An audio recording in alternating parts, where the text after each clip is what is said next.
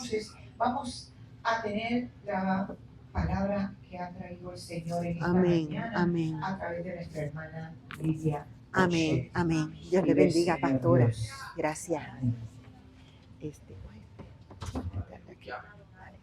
Hermanos, que el Señor les bendiga. Amén. ¿Cuántos están de fiesta hoy? Amén. Todos estamos de fiesta, ¿verdad que sí? Porque nuestro Señor ha resucitado. ¿Y usted lo cree?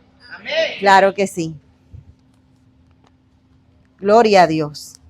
Gracias a la pastora por darme la oportunidad de traer en el día de hoy esta palabra.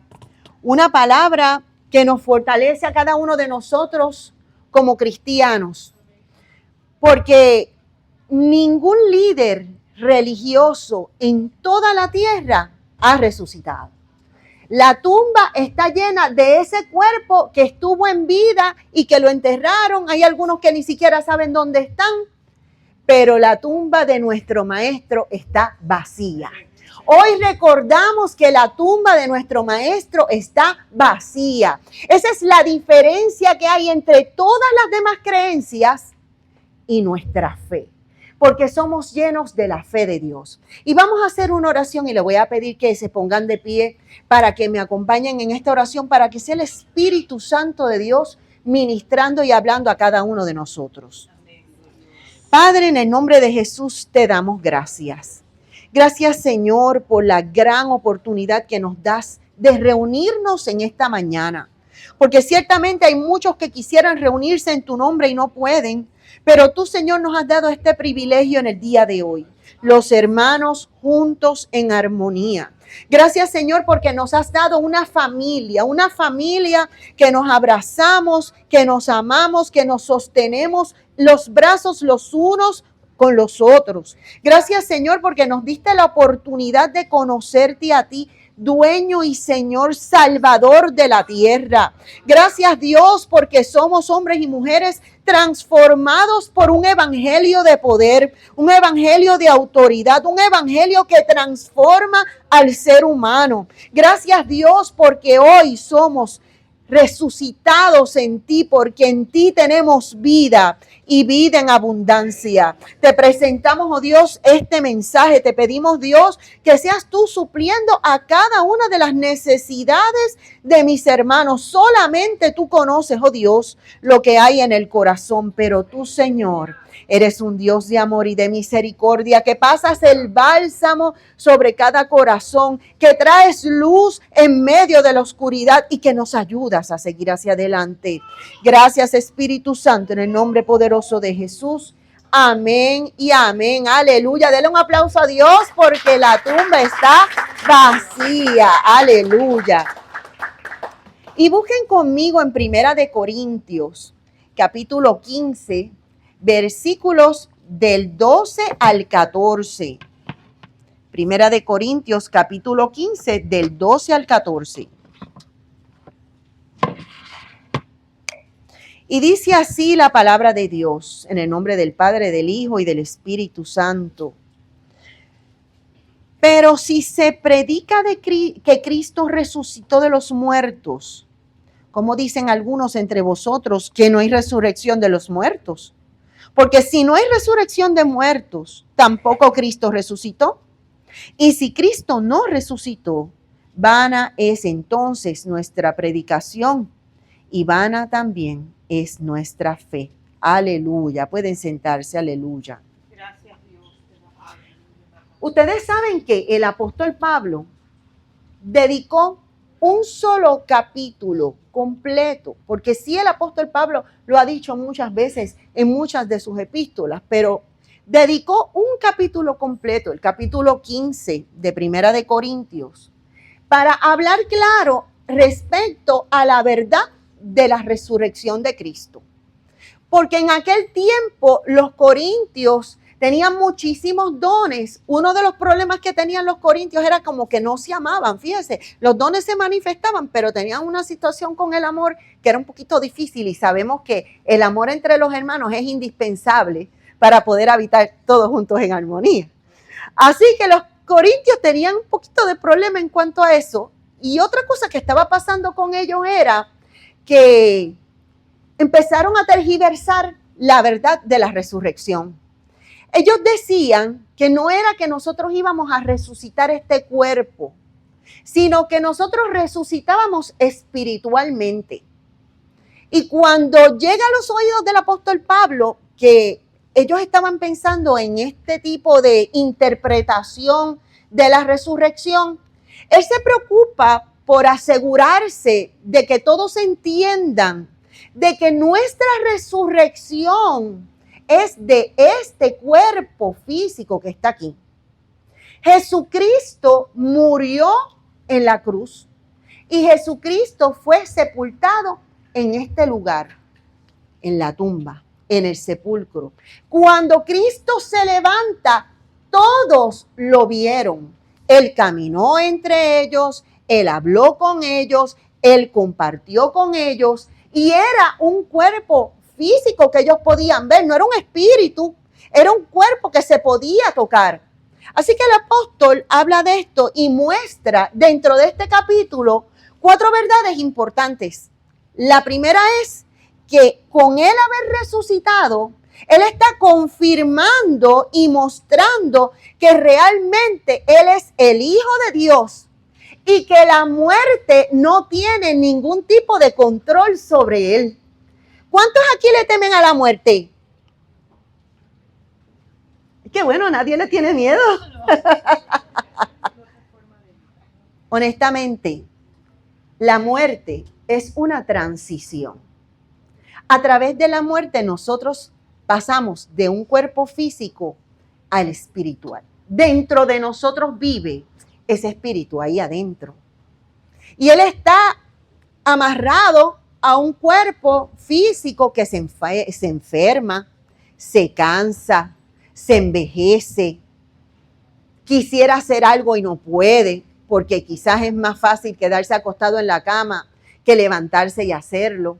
Hay luchas dentro de nosotros, de nuestro interior. Hay una lucha entre el espíritu y la carne. Quisiéramos orar, pero es más fácil sentarnos y no hacer nada, o ver la televisión, o buscar alguna excusa para no entrar dentro de este proceso, porque ciertamente la carne y el espíritu están en lucha continuamente.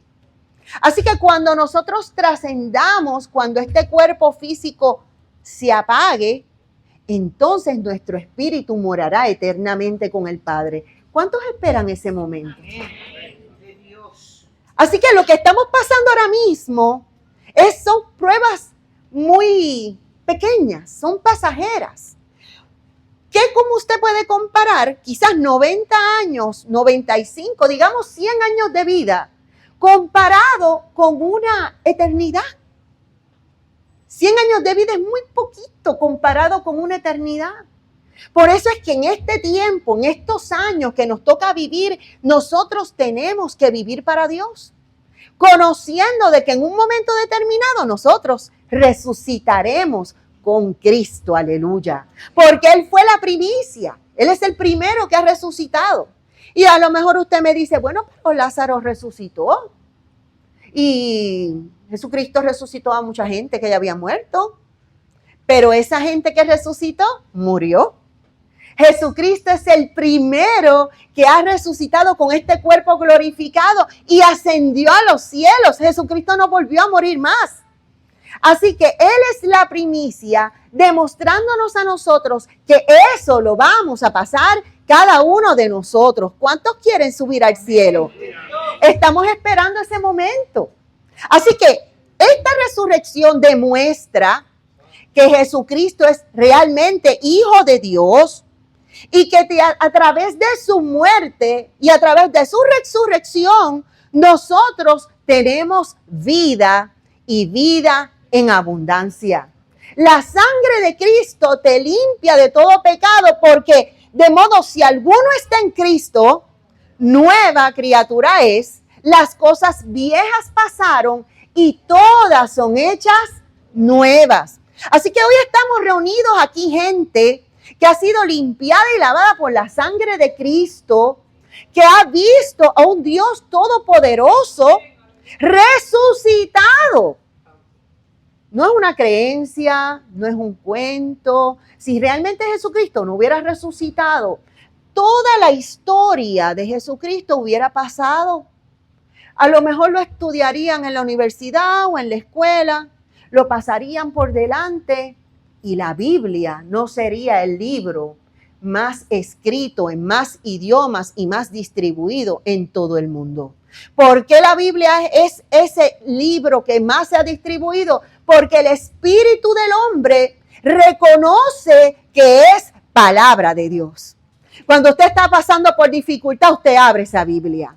Cuando usted lee el Salmo 91, usted sabe que el Espíritu de Dios le fortalece. Cuando usted lee el Salmo 40, pacientemente esperé a Jehová y Él se inclinó a mí y oyó mi clamor y me hizo sacar del pozo de la desesperación y del lodo cenagoso y puso mis pies sobre peña y enderezó mis pasos y luego puso un cántico nuevo, alabanza a nuestro Dios. Que usted esté pasando por dificultad, que usted se siente en el mismo hoyo profundo y usted diga, ¿cómo voy a salir de este hoyo profundo? De esta depresión, de esta ansiedad, de esta confusión, de esta inestabilidad, de esta duda que me consume. ¿Cómo voy a salir de ahí? Alzaré los ojos a los montes. ¿De dónde vendrá mi socorro? Mi socorro viene de Jehová, que hizo los cielos y la tierra. Lo hizo todo. Con tan solo mencionar su palabra, lo hizo todo. Y no solamente eso, le ha dado a usted un nombre. En mi nombre echarán fuera demonios. Pondré las manos sobre los enfermos y sanarán. En mi nombre. Hasta ahora no han hecho nada en mi nombre. De ahora en adelante hay que hacerlo.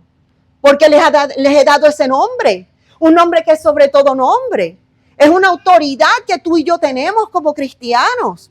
Muchas veces, y yo también me incluyo, vemos situaciones y se nos olvida que con orar es suficiente.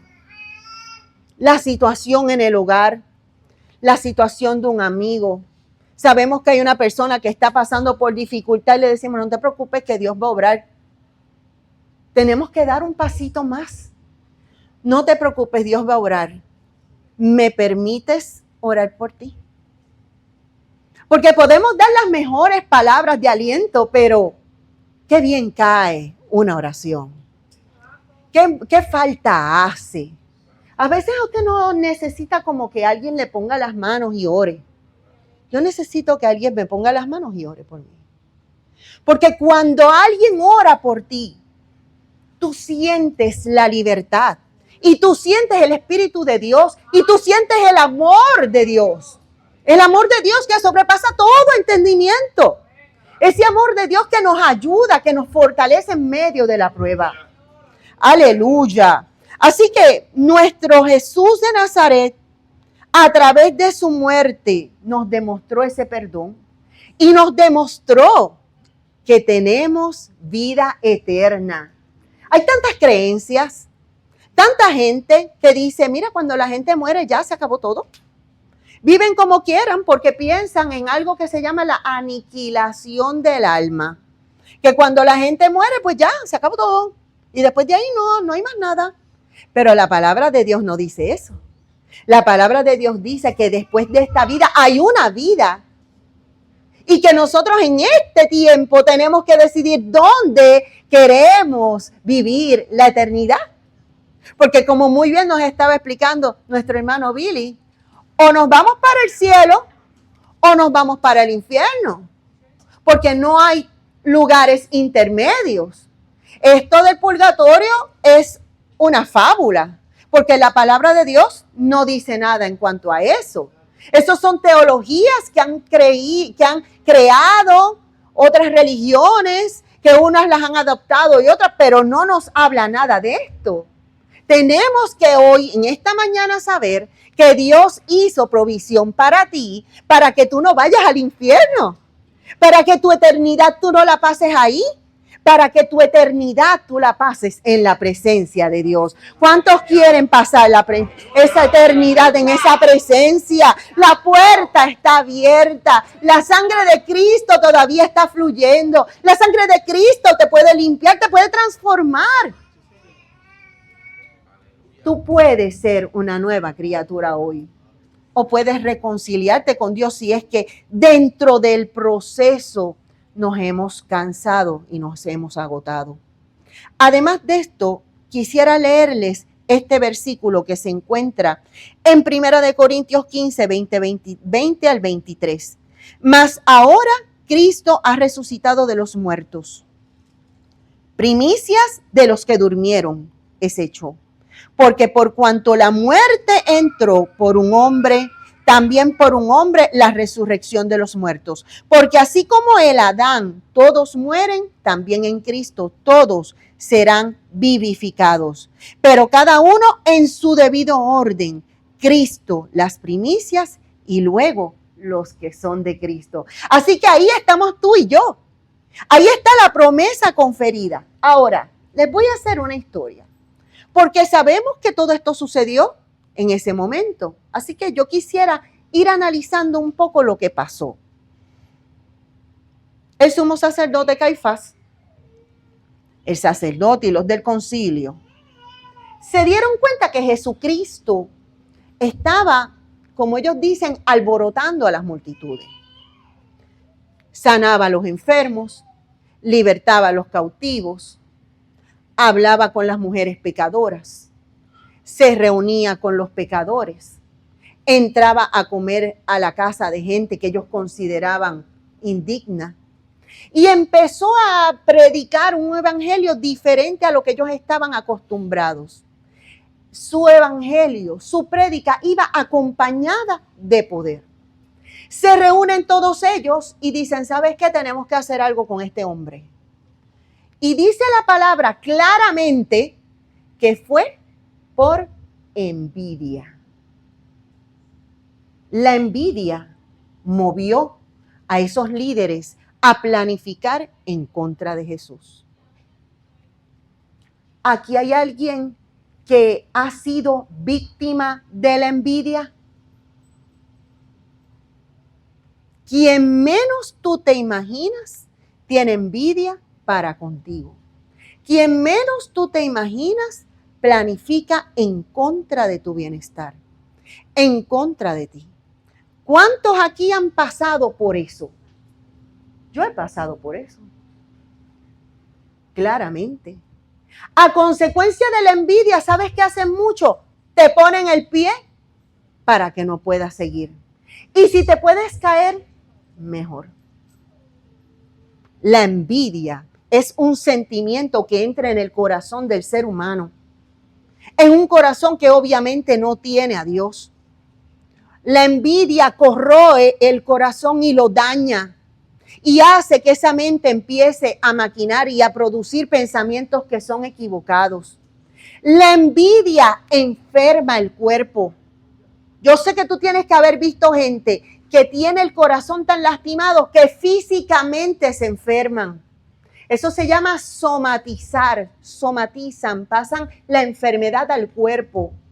Y se van a los médicos y se toman los medicamentos y siguen madurando y siguen envejeciendo y se daña la piel y tú ves la piel con una comezón y por más que se ponen crema, siguen con esa comezón. ¿Dónde está el problema? En el corazón. Dice la palabra que por sobre toda cosa guardada, guardes ¿qué? Porque de él sale ¿qué? La envidia mata a la persona por dentro. Le incapacita para amar, le incapacita para recibir amor, le incapacita para reír. Eso fue lo que pasó con esos hombres. Así que yo quiero decirte que existe este sentimiento, pero que la sangre de Cristo te cubre y te protege de cualquier situación como esta. Que la sangre de Cristo te ayuda a sobrepasar estas realidades que nos ha tocado vivir en este mundo. Así que estos hombres, por envidia, planificaron la muerte.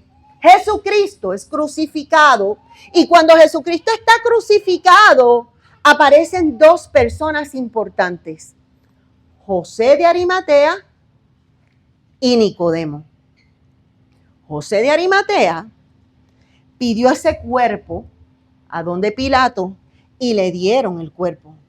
Y fueron ellos dos los que fueron a sepultar a Jesucristo en una tumba nueva que recién había construido José de Arimatea. Yo quiero que tú sepas que José de Arimatea era miembro del Sanedrín y Nicodemo era fariseo. Nicodemo, el que vino por la noche a preguntar, porque él sabía que Jesucristo era diferente. Nicodemo, a quien le dijeron tienes que nacer de nuevo, el que no entendía cómo un hombre podía nacer de nuevo y salir del vientre de su mamá. Nicodemo, el que tuvo una conversación con Cristo. Fariseo, se atrevieron, fueron y buscaron ese cuerpo. Pero yo quiero que hoy usted se imagine cómo estaba el cuerpo de Cristo cuando se lo entregaron a José y a Nicodemo. ¿Cómo estaba ese cuerpo? El cuerpo estaba vacío, todo lleno de sangre. Se le veían las costillas. Le habían hecho una incisión en su costado. Tenía la cabeza con aquella corona de espinas, que se le veía el cráneo porque le enterraron la cabeza. Tenía las manos marcadas por sus clavos. Tenía los pies marcados también. Tiene que haber estado sumamente delgado porque perdió toda la sangre que había allí. Casi seco, con una sangre seca sobre sí. Esos dos hombres fueron y se atrevieron, y digo que se atrevieron porque se estaban exponiendo a algo, porque allí nadie quería tocar el cuerpo de Cristo. Ellos fueron escogidos. ¿De quién habrá sido la idea de buscar el cuerpo de Cristo? De José de Arimatea. Porque José y Nicodemo se conocían. Y José tenía esa tumba. Así que eso fue un hombre, dos hombres escogidos para hacer un trabajo especial. ¿Qué hubiera pasado si José y Nicodemo empiezan a hablar entre sí y hubieran dicho, pedir el cuerpo? Que José diga, mira, yo tengo un sepulcro que recién está hecho en la piedra, vamos a buscar al maestro. No, vamos a tener un problema. Yo no me atrevo a ir para allá, pero si está la tumba allí, no, yo no me atrevo, yo no voy. Y que José hubiera dicho que no iba a hacer nada, por temor. Se hubiera detenido el proceso. Los milagros que conocemos no hubieran sucedido. Quizás hubieran sucedido de otra forma, pero lo que conocemos no hubiera sucedido. ¿Por qué yo traigo esto hoy? Porque yo quiero que usted sepa que usted tiene un propósito en Dios. Y que Dios a usted le ha dado ideas. Y Dios a usted le ha dado ese don y ese talento que no se lo ha dado a más nadie. Y te ha puesto eso en el corazón. Y a veces el temor dice, ay, hacerlo. Es que quien pone eso es Dios. Y si nos movemos conforme a la fe de Dios, el plan de Dios se cumple. Así que cuando Dios pone algo en tu corazón, tienes que hacerlo. Porque es conforme a su voluntad. Porque más adelante eso tiene influencia sobre otras cosas. Así que ellos se atrevieron y fueron y buscaron ese cuerpo.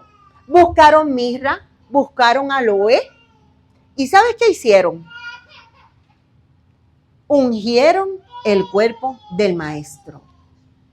Imagínese usted ungir el cuerpo del maestro en las condiciones en las cuales ese cuerpo estaba. Que ese trabajo, que esa misión le hubiera tocado a usted. ¿Cuán difícil tiene que haber sido haber visto este cuerpo?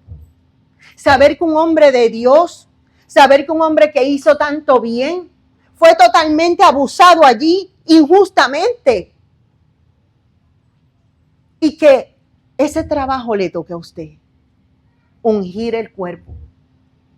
Fueron y buscaron unas sábanas nuevas, unos lienzos, cubrieron el cuerpo después de haberlo ungido y lo dejaron allí. ¿Cómo debió haber estado el corazón de estos dos hombres que les tocó tan difícil tarea? Pero alguien tenía que hacerlo y ellos fueron los escogidos. Pero Dios fue tan grande y tan maravilloso que Jesucristo había dicho que Él iba a resucitar el tercer día. Pero los discípulos estaban tan y tan asustados que se les olvidó eso. En el libro de Mateo nada más lo dice 3 veces. Lo voy a leer. Mateo 16:21. Desde entonces comenzó Jesús a declarar a sus discípulos que le era necesario ir a Jerusalén, padecer mucho de los ancianos, de los principales sacerdotes y de los escribas, y ser muerto y resucitar al tercer día. Capítulo 17, 22. Estando ellos juntos en Galilea, Jesús les dijo: el Hijo del Hombre será entregado en manos de los hombres y le matarán, pero al tercer día resucitará. Y ellos se entristecieron en gran manera. Capítulo 20. He aquí, subimos a Jerusalén y el Hijo del Hombre será entregado a los principales sacerdotes, a los escribas, y le condenarán a muerte y le entregarán a los gentiles para que les escarnezcan, le azoten y le crucifiquen, mas al tercer día resucitará. Jesús se lo había dicho. ¿Qué hicieron los discípulos? Se escondieron. Fue tanto y tanto y tanto el temor. Temieron por su vida. ¿Recuerdan que había preguntado quién le tiene miedo a la muerte? Ellos temieron por su vida porque aquí se acabó todo. El maestro fue crucificado. Sabemos que fue una injusticia. Lo crucificaron.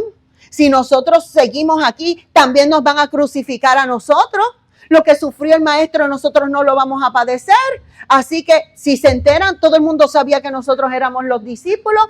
Vamos a escondernos. Pero ¿y qué pasó con la promesa pero ¿y qué pasó con todo lo que Jesucristo le dijo? Pero es que en Mateo nada más se lo dijo 3 veces. ¿Cómo es posible? ¿Cómo es posible?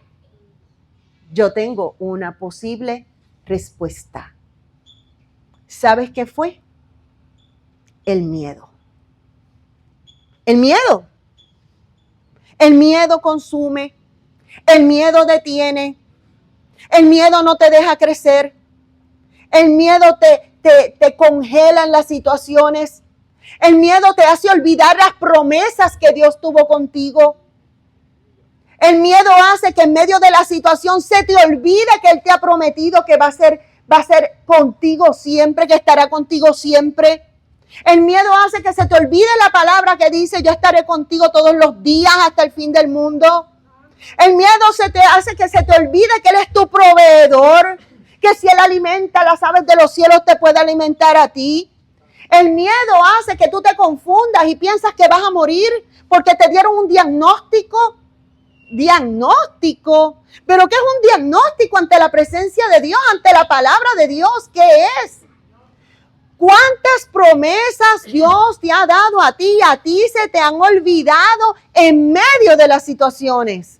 Hoy es día de volver a recordar esas promesas que Dios te dio.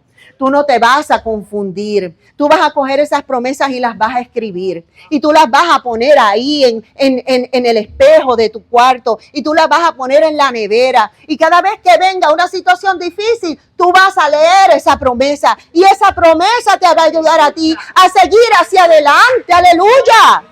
Estamos detenidos en una promesa y nos paramos en ella firmemente, porque una promesa de Dios es tan firme como una piedra y usted va a seguir caminando y usted no va a permitir que nada ni nadie detenga el plan que tiene Dios para usted. Aleluya.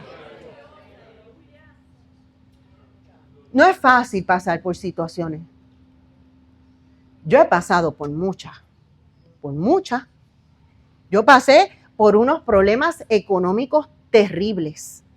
Yo pasé por mucha necesidad. ¿Y sabes qué? Lo único que me sostuvo a mí fue la palabra. En el libro de Habacuc, Dios me habló y me dijo que aunque tardare, espéralo, porque de cierto vendrá y no tardará. Aunque esa promesa se tardare, espérala, porque de cierto vendrá y no tardará. Y cada vez que pasaba por situaciones, que lloré por las noches, calladita sin que mi esposo se diera cuenta de todo lo que estaba pasando, lo único que me sostenía era esa palabra. Y cogí esa palabra y la puse en el espejo de mi cuarto y la puse en la nevera y la puse en la computadora y la puse en el espejo del baño también. Y cada vez que tenía duda en mi corazón recordaba, espéralo, porque de cierto vendrá y no tardará. Espéralo, que va a venir y no va a tardar. ¿Por qué te dice que no tardará? Porque para nosotros tarda. Porque nosotros nos desesperamos esperando esa promesa. Y decimos, Señor, ¿hasta cuándo? ¿Hasta cuándo? Espera el tercer día. Espera el tercer día, espéralo. Porque Él te lo dijo, espéralo. Y si hay temor en tu corazón, si hay temor, reconoce tu temor y trabaja con Él.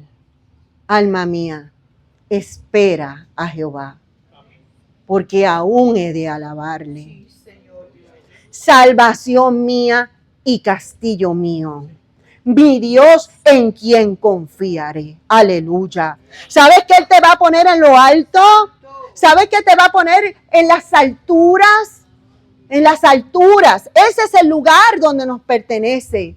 Hace mis pies como de sierva. Y en mis alturas me hace andar. En tus alturas te hace andar. En las tuyas. Las tuyas no son las mías. Las de ella no son las mías. Tú tienes tu altura. Ella tiene su altura. Tú tienes tu altura. Cada cual tiene su altura. ¿Cuál es tu altura? La perfecta voluntad de Dios. Aleluya. Y esa perfecta voluntad te llegó. Porque dice la palabra que Él te conocía desde antes de la fundación del mundo. Y Él ya sabía que tú ibas a venir para acá en un tiempo determinado, con una asignación determinada. ¿Y sabes qué hizo? Te capacitó para cumplirla. Porque ¿cómo es posible que tú pidas a alguien algo y no le des los recursos para que lo pueda hacer? Así que si Dios te ha pedido algo, no digas, ay Señor, yo no sé hablar porque soy un niño, como decía el profeta. ¿Y qué voy a hacer?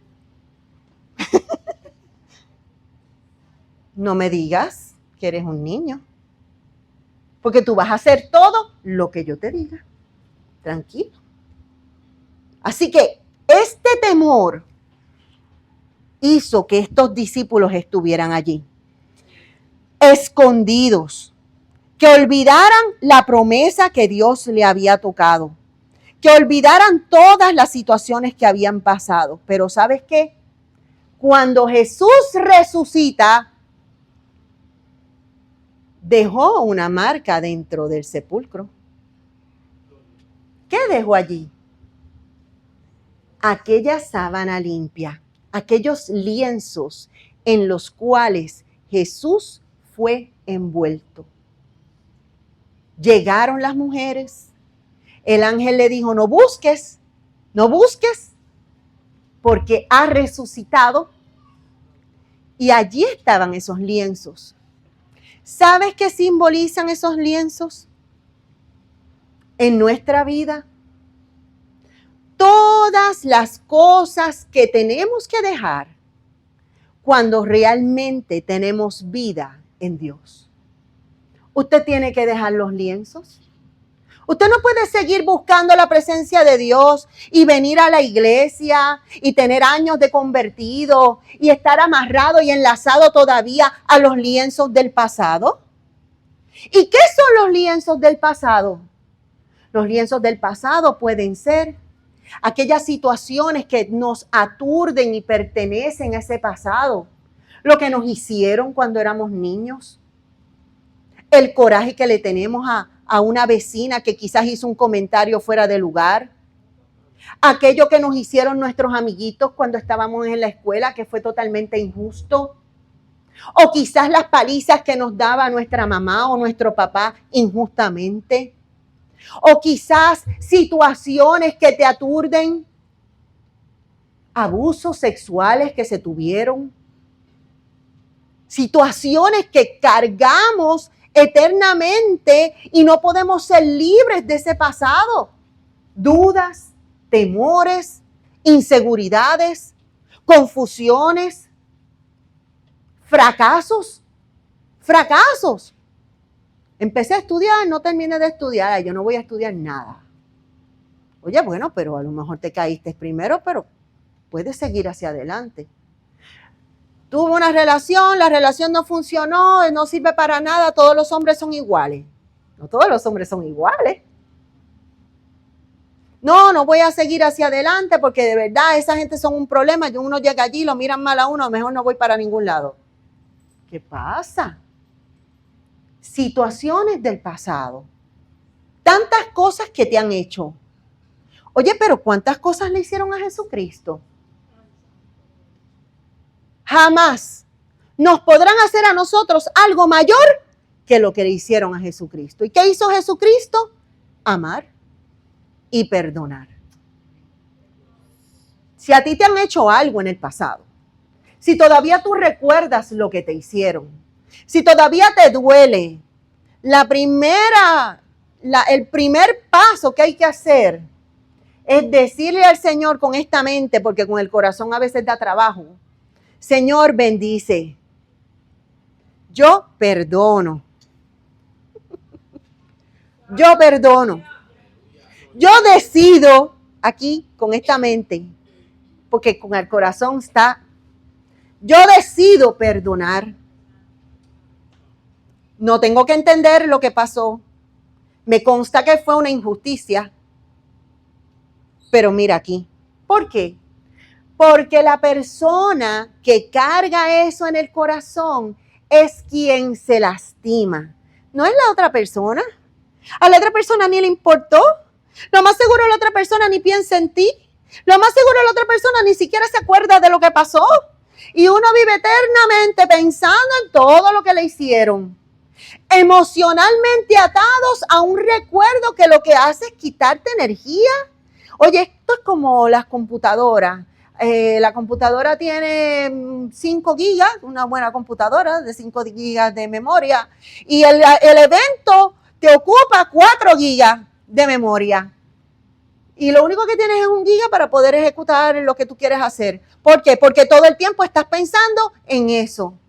No. Hoy en el nombre de Jesús usted va a dejar esos lienzos ahí. Hoy en el nombre de Jesús usted va a dejar todo lo que le ata ahí. Eso va a ser testimonio de lo que Dios ha hecho con usted. Y eso se va a ver, porque claro que se va a ver, pero Dios le trajo la libertad a usted. Aleluya.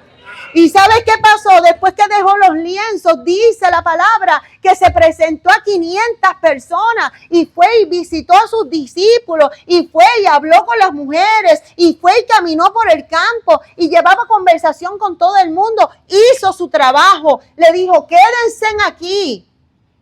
Yo me voy al cielo, pero yo les voy a enviar un consolador. Aleluya. Aleluya. El consolador que le guiará a toda verdad y a toda justicia. ¿Y sabes qué sucedió? Ellos lo vieron y lo vieron subir al cielo. Y ahora mismo Jesucristo está sentado a la diestra del Padre. Den un aplauso a Dios. Nuestro Jesús está sentado a la diestra del Padre. Él está sentado en su trono. Él está sentado en su trono. Mírelo, así usted es más que vencedor por medio de aquel que le amó. Más que vencedor. El Espíritu Santo está aquí. Él ha prometido estar con usted todos los días. El Espíritu Santo hace morada en su corazón cuando usted abre su corazón y lo brinda al Señor. El Espíritu Santo con su paz y con su amor sana el corazón. Hace y permite que todo lo pasado se quede en el pasado. ¿Y lo va a recordar? Claro que lo va a recordar. Pero Jesucristo es el único que puede redimir lo que pasó. Nosotros no podemos redimir lo que pasó. Pero lo que ha de ser, ya fue. Y lo que fue, ya es. Y Dios redime lo que pasó. ¿Cómo Dios redime lo que pasó? Porque nosotros no podemos trabajar con el pasado. Lo que pasó, pasó, ¿no? Si yo lo voy a ir a buscar, no lo voy a encontrar. ¿Dónde está el pasado? En mi mente y en la interpretación que yo le pueda dar. Yo no puedo hacer nada con el pasado, pero Dios redime lo que pasó. Y a veces yo decía, Señor, ¿cómo tú puedes redimir lo que pasó? Pues lo que pasó se redime cuando usted puede aprender del pasado. Y cuando esa enseñanza usted la puede brindar a otros. Y cuando usted puede permitir a través de su experiencia que lo que usted pasó, nadie lo tenga que pasar.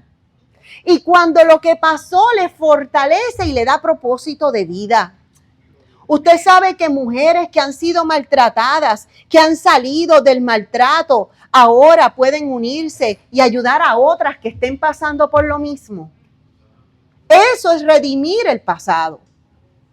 Eso es permitir que esas experiencias pasadas tú las puedas poner a los pies del Señor y pueda ser el abono, como decía Pablo, todo lo pongo por estiércol ante los pies de Jesucristo, toda mi educación.